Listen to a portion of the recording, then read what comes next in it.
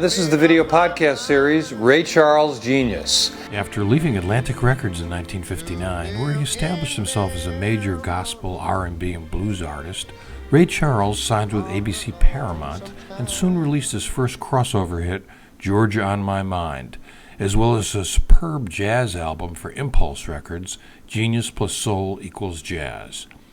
In February of 1962, much to everyone's surprise, Ray then recorded an album of country western music for ABC. It's unheard of that an artist would switch genres and go from, like Ray did, from being the genius of soul and the creator of soul music to doing a country album. Sid Feller had told him, said, "Ray, I don't think you should be doing this. This is, And Ray said, "Well, look, this is the music that I love. This is the stuff I like to do.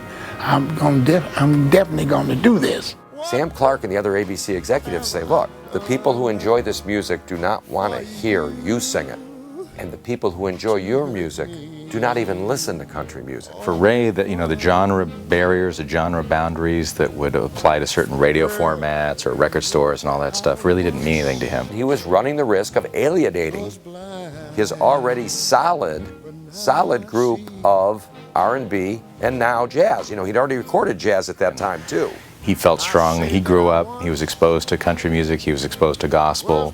He was exposed to R&B. He liked the mathematics of it in saying that I'm going to pick up more fans than I'll lose. He made it work because it was so real for him. And I think for him, there was not much of for Ray Charles, there wasn't a big division between musical styles.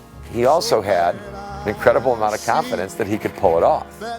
Everyone says, well, Ray Charles did this and he crossed all of these musical genres. Well, it's because he could cross all of those musical genres. I mean, it's a very hard thing to do.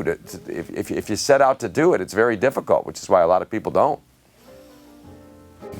What was it he used to say? Country and blues aren't just cousins, they're blood brothers.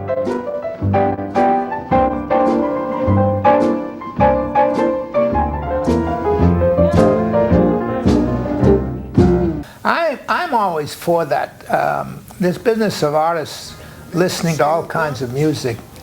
I was riding in the car one day and I was listening to a Jimmy Rogers record. It was recorded in 1931, I think, and it was on the radio. And all of a sudden I hear this trumpet. I said, that's the purest Louis Armstrong I ever heard. Who would be playing with Jimmy Rogers in 1931? It just happened to be Louis Armstrong. When I woke up this morning, found out I was sick of. Oh, yes, I did. So I hung my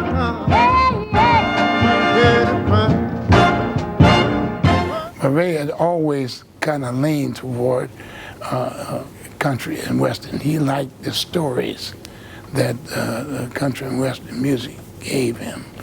Anything he did was Ray Charles, so it wasn't just country and western, it was Ray Charles's country and western. I'm afraid and shy. I let my chance go by.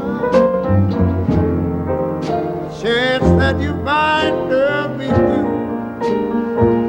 The RCA people used to come to Newport and they'd bring their country artists. I can't remember the names of everybody, but they loved jazz.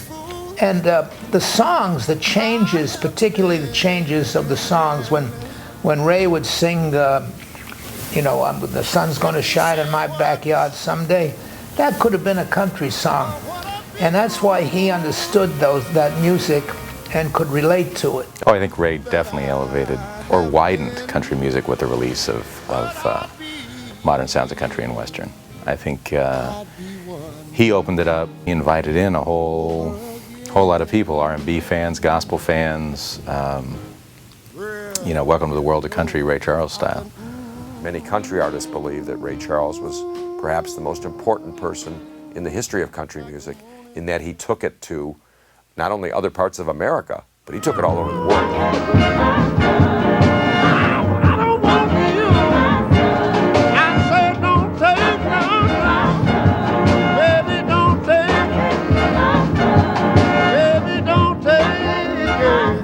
to the very end, Ray Charles was always a fan of country music. He believed that he made his best business decision by recording country music, and that really put him over the top. Volumes 1 and 2 of Modern Sounds in Country and Western Music sold millions of copies, and there were also 4 hit singles from the recordings.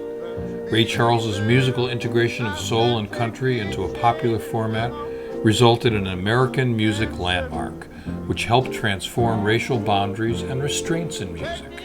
One of the most brilliant interpretive albums ever released, Modern Sounds did more to integrate modern American music and contribute to the civil rights movement than any other recording in history. This is Bret Primack, inviting you to join us again for the video podcast series, Ray Charles, Genius.